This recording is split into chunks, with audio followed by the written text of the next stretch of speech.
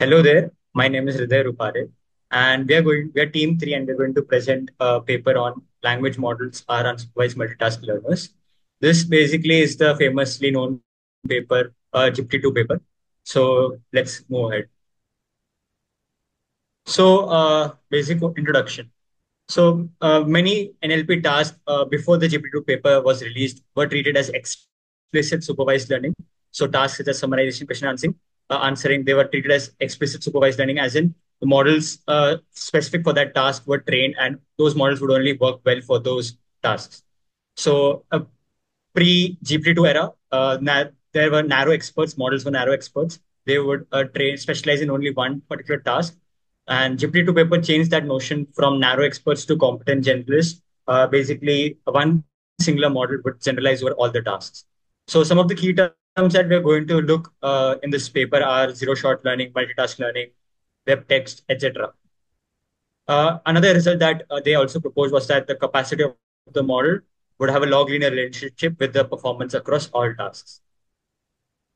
So this was the pipeline that models would have before the GPT-2 era, where this sort of there's a model that we have. It is first of all trained on the pre-training data, and we get a pre-trained model. After that, for a particular specific task, we do fine tuning based on the in-domain data and get a fine-tuned model. So this was the pre-GPT-2 era, where we have pre-training and fine-tuning as two separate tasks, two separate parts in this pipeline. What GPT-2 model proposed was that we didn't need to do any fine-tuning if we had a very large model and good enough data. So just pre-training would suffice. So as I mentioned earlier, there were majority work was in pre-training and supervised fine-tuning. First of all, word embeddings were generated in the pre-training part. Then basically we didn't even need later on these word embeddings were then sort of substituted by attention blocks. And then finally, whatever task we want to perform well on, we'll train on that particular data set in the supervised fine-tuning part. So McCann and Yogadama were the major ones who actually shifted to multitask learning, where the idea is one model generalizes for all the tasks. McCann especially showed that language specifically can implicitly specify task input and output for a particular sort of task. So as such, we'll look at an example where the language itself specifies this. However, for the multitask learning framework, one would require a larger number of examples. And they also showed by training a network MQAN and show that how well it could generalize over different tasks. So here is an example of how language could specify task input and output. So here you can see here there's this sentence which has English words and also those in French. And basically here, if you go through this, we have an English sentence which is sort of like an input. The task implicitly is a translation, and we have also the translated version of that same input in the French language. So this is how the language can implicitly specify task input and output. So language models basically are unsupervised setting of the language modeling. And basically what we have over here is that what we want is given a set of input sequences. We want to predict the next token basically. So multitask learner language model, the only difference is that now our output basically that we have, that output token that we predict based on our input is also conditioned on the task that we're also performing.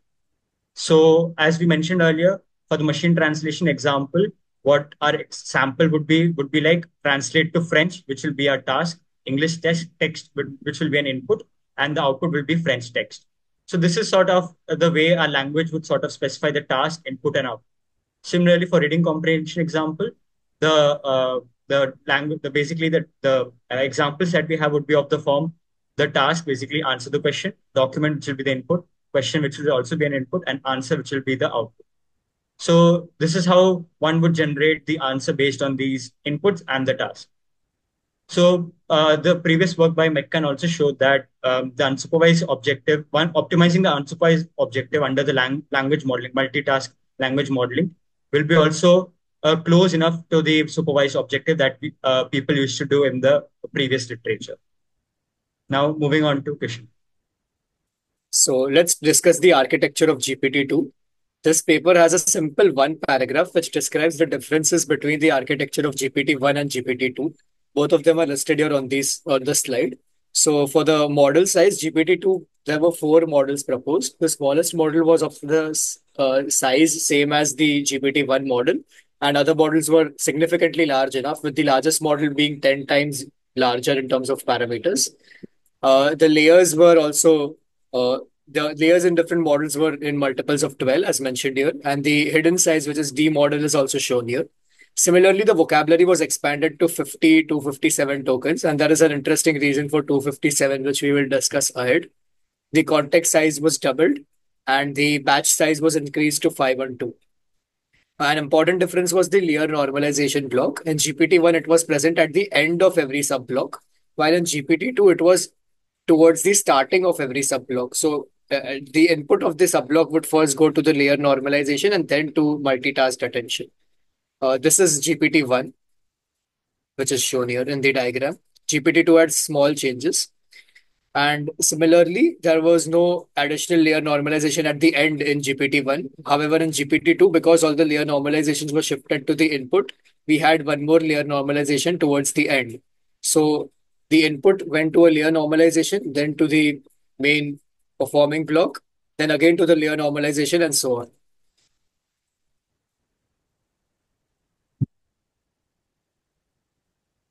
Right. Let's talk about tokenization. So for GPT-2, tokenization was done using byte pair encoding. There are different ways in which tokenization was done before this. Some were word-based tokenizations. In this, we will require a very large vocabulary because we need to include almost all the words which are going to be used by the model. And if the model encounters an unknown word, it is replaced by the UNK, or the unknown token.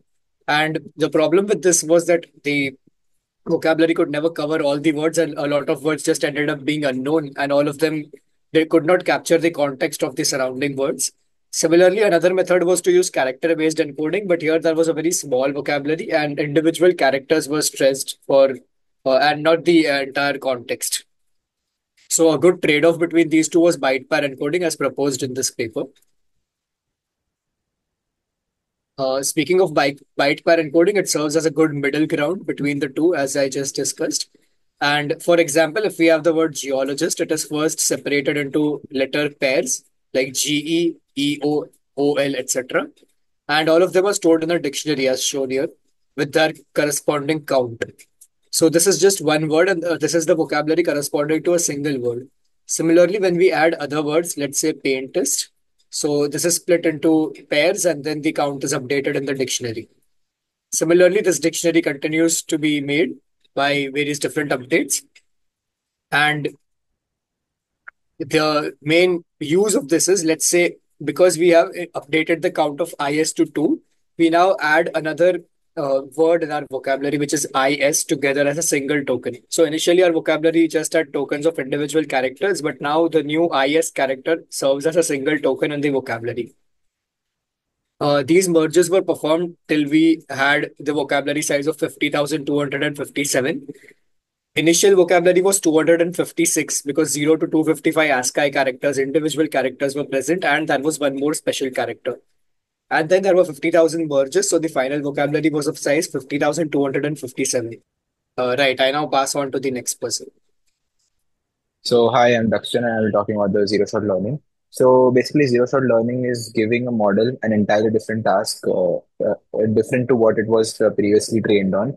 So, it's basically serves as a measure of how capable the model is to check like if it's given a new task and how better it can generalize on it.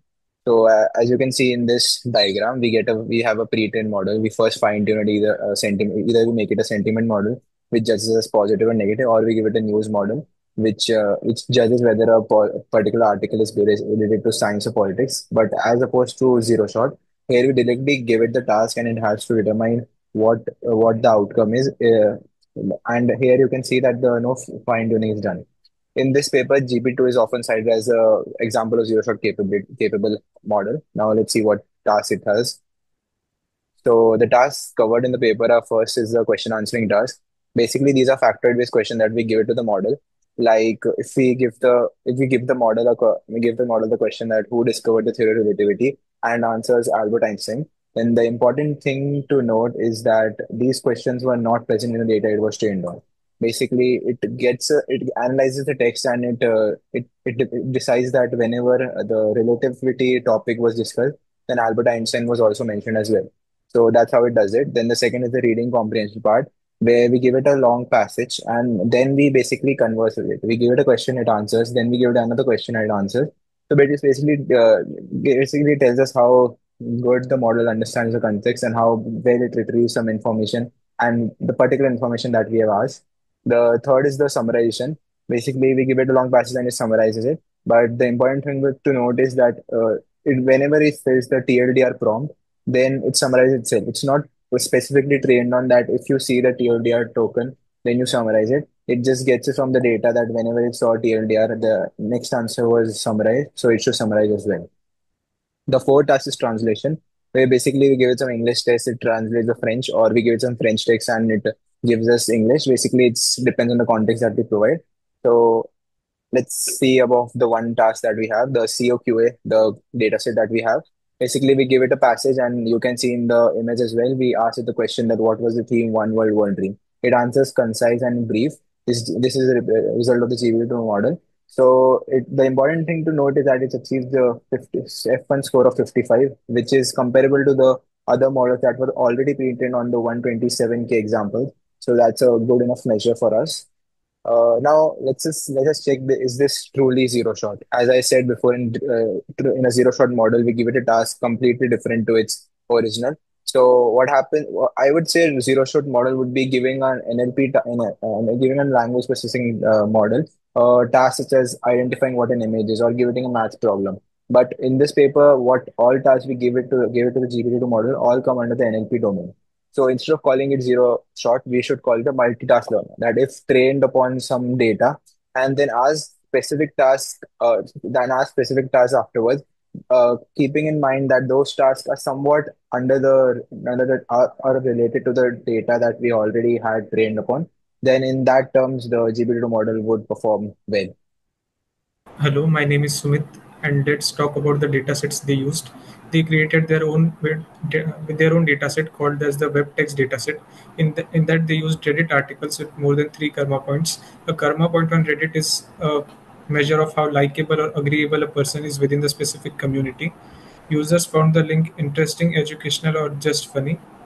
The data is of less quantity, around 8 million articles worth 40 GB of text data, but the quality of data is very good because it was curated or filtered by humans. They skipped big data sets like Common Crawl and Wikipedia, which contain TBs of data, because large amount of data in these datasets was termed as unintelligible by authors like Trin and Lee in their papers. Majority of the useful training data also overlaps with the testing data, which gives us inflated accuracy scores. That is why they decided to skip datasets such as Common Crawl and Wikipedia and curated their own WebText dataset. Now Aditya Mehta will explain the next slides. Okay, so before we dive into analyzing the results of GPT-2 model, let's look at some of the tests that it undergo. Very first being the Lambda test, which is the test the ability to find the long-term dependencies of a model.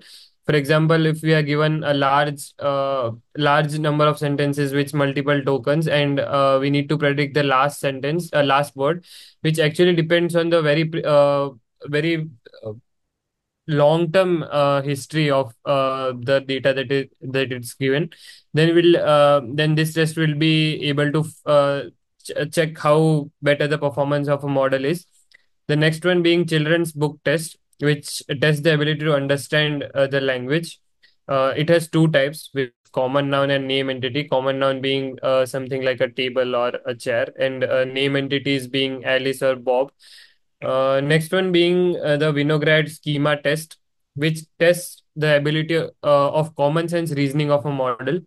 Here is a beautiful example. Let's say that the trophy could not fit into the suitcase because it was too big. Then the question that the model needs to answer is, what was too big, the suitcase or the trophy? After looking at some tests, let's see some of the matrices that was used to show the accuracy of the model. First one being perplexity. Perplexity is metric to test the uncertainty of the next word prediction. Lower the perplexity, the better the model is. Then there is blue, uh, which is a metric to test the ability of language translation. Higher the blue score, the better the model is. Then there is bits per bytes and bits per character, which are another metric for next word prediction. The lower the value, the better the model is. And lastly, we have rogue 1, 2, and L, which are the set of metrics used to evaluate the quality of the generation task.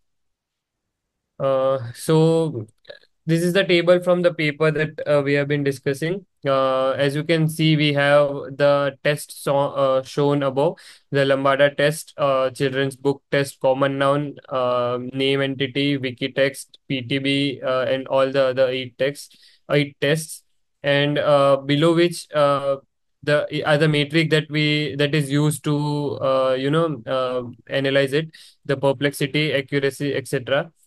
Uh, Below which there is a state of the art performance of the then existing models. As you can see, with the increasing number of parameters, a GPT-2 model um, is able to beat most of the current state of the art models. And apart from the 1 billion word text, it's actually able to perform well than the other existing state of the art performance. Next slide. Yeah. So here are the zero shot task and the results. As Daksh has discussed previously, these are the four tasks that we actually needed the model to perform: reading comprehension, translation, summarization, and question answering. One trend to observe is that with increasing number of parameters, the score actually increases, and which has a significant impact on how the model is, which Sumit will be discussing in a while. Um, the graph also demonstrates the performance of the current models that are actually fine-tuned to perform that particular task. For example, humans in reading comprehension has F1 score of around 90, while our model with 1542 million parameters was able to reach around 55 F1 score. Same is true for all the other graphs. Yeah. Let's talk whether the model generalizes or memorizes the dataset. Dataset duplication can inflate the model performance. In the table, we can see first row contains the amount of overlap between the trained test split of the famous datasets like PTB, Wikitext2, etc. And the second row contains the overlap between the trained dataset of WebText and the test dataset of these famous datasets. In most of the cases, there's a huge overlap within the train and test datasets or train and test splits of the famous datasets, while there is less overlap in the train part of web text and the test part of the famous datasets. Earlier, we saw how the GPT-2 model could not beat the state-of-the-art model in only one dataset, which was the 1BW. 1BW contains around 13% of overlap between the train and test dataset. This could be a factor because of which the model could not beat the state-of-the-art performance. They use Bloom filters to detect the overlap between training and test dataset. The Bloom filters were created to have false positive rates of less than 1 in 10 power 8, and after removing duplicates, GPT-2 was slightly affected and its performance is largely driven by the model size and the used training dataset and not by memorization. Next slide, please. The model underfits the WebText dataset.